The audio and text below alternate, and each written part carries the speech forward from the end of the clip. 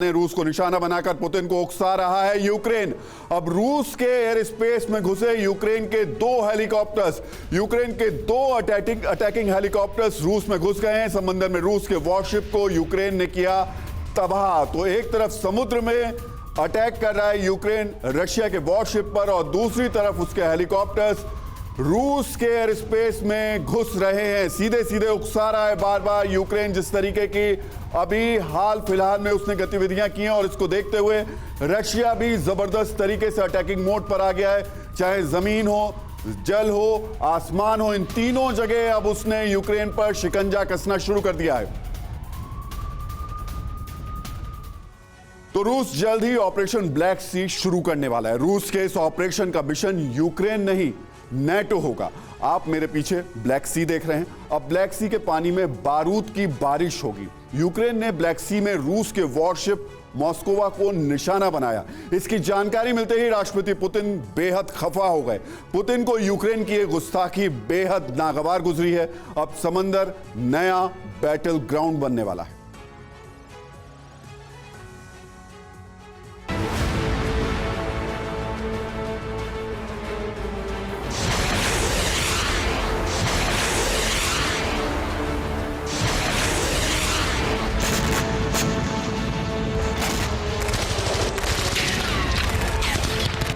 क्या अगला युद्ध अब समंदर में होने वाला है?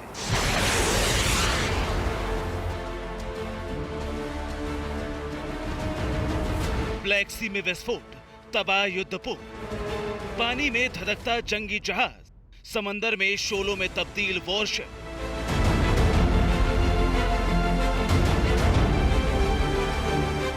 क्या ये पानी की लहरों पर होने वाली प्रलयंकारी, विनाशकारी, विध्वंसकारी युद्ध की चिंगारी है?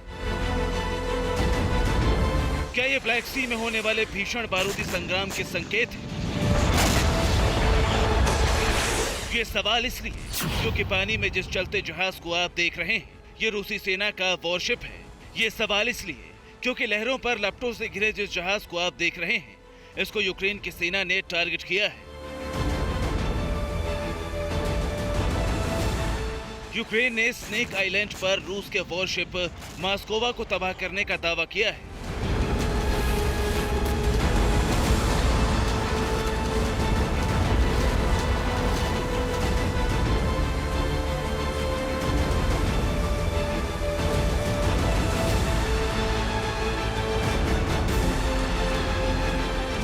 यूक्रेन की सेना ने बाकायदा हमले का वीडियो जारी किया है, जिसमें रूस के विशाल जंगी जहाज को समंदर में ध्वस्त होते दिखाया गया है।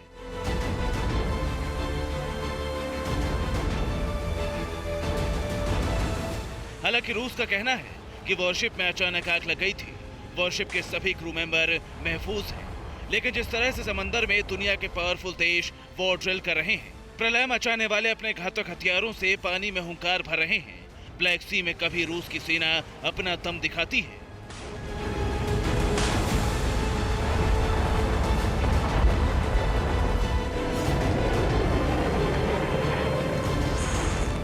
कभी यूक्रेन ब्लैक सी में अपनी ताकत दिखाता है, कभी नाटो के देश जंगी बेड़ों के साथ बारूदी अभ्यास करते हैं।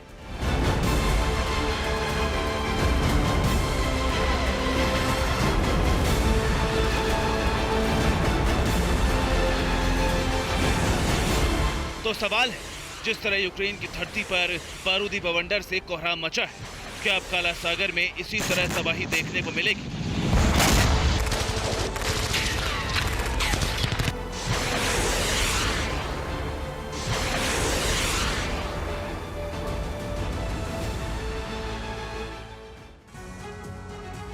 तो ये सब कुछ जो हो रहा है उसके पीछे की वजह क्या है, ये भी हम आपको बता देते हैं। ब्लैक सी में मॉस्कोवा रूस का सबसे खतरनाक वॉरशिप था। मॉस्कोवा से रूस लगातार यूक्रेन को निशाना बना रहा था। मॉस्कोवा पर अटैक कर रूस की सत्ता पर एक तरीके से यूक्रेन ने अटैक कर दिया। इसलिए ये जानना जरूरी है कि कैसे यूक्रेन ने वॉरशिप मॉस्कोवा को निशाना बनाया। दरअसल हर वॉरशिप में दुश्मन के अटैक को नाकाम करने के लिए मजबूत सिस्टम होता है। यह सिस्टम वॉरशिप मॉस्कोवा में भी था।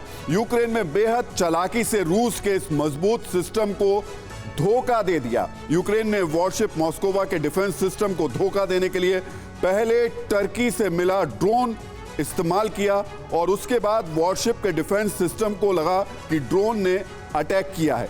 वॉरशिप का डिफेंस सिस्टम ड्रोन के अटैक को नाकाम करने की कोशिश में जुट गया। तभी यूक्रेन ने एंटी शिप जो मिसाइल थी उसे वॉरशिप पर भेजा, यानी एक तरीके से उस पर अटैक किया। 611 फीट लंबे मॉस्कोवा पर यूक्रेन ने दनादन 2 मिसाइल से हमला किया और उसके बाद की तस्वीरें आपके सामने हैं, किस तरीके से ये जहाज जलने लगा, धू-धू कर जलने लगा। और ये सिर्फ जला ही नहीं, इसने ब्लैक सी में एक बड़ी टेंशन खड़ी कर दी है। वॉरशिप मॉस्कोवा पर अटैक से पुतिन बेहद खफा हो गए हैं। वो सीधे सीधे समंदर में रूस की सत्ता पर अटैक मान रहे हैं। ऐसा क्यों है, ये अब हम आपको बता देते हैं। वॉरशिप मॉस्कोवा रूस का बेहद मारक और मजबूत वॉरशिप था। इस वॉरशिप के एक सिरे पर हेलीपैड है, जो हेलीपैड बना हुआ है इसका। वॉरशिप में दुश्मन के ठिकानों को तबाह करने के लिए जो short range surface to air missile भी लगी हुई है। वॉरशिप में हैवीवेट टॉर्पीडो ट्यूब्स भी हैं। वहीं दुश्मन के दूर तक के ठिकानों को तबाह करने के लिए मॉस्कोवा में long range surface to air missiles भी हैं। वॉरशिप में RBU 6000 एंटी सबमरीन रॉकेट्स भी लगे हुए हैं। आप देख सकते हैं कितने ताकतवर चीजें इसके अंदर मौजूद थी। मॉस्कोवा में 6 AK-630 एंटी एयरक्राफ्ट गन्स भी लगी हुई थी। इसमें एक twin AK-130 dual purpose gun भी लगाई गई थी। मॉस्कोवा की मारक क्षमता को बढ़ाने के लिए इसमें 16 P-1000 Vulcan supersonic anti ship missiles भी लगी हुई थी। ब्लैक सी से रूस इसी वॉरशिप के जरिए यूक्रेन पर मिसाइलों की बारिश कर रहा था। अब इस वॉरशिप की तबाही के बाद यह तय माना जा रहा है कि ब्लैक सी बारूदी लड़ाई का नया रण क्षेत्र बनेगा और यह तय माना जा रहा है कि रूस समंदर को नया बैटल ग्राउंड बना देगा।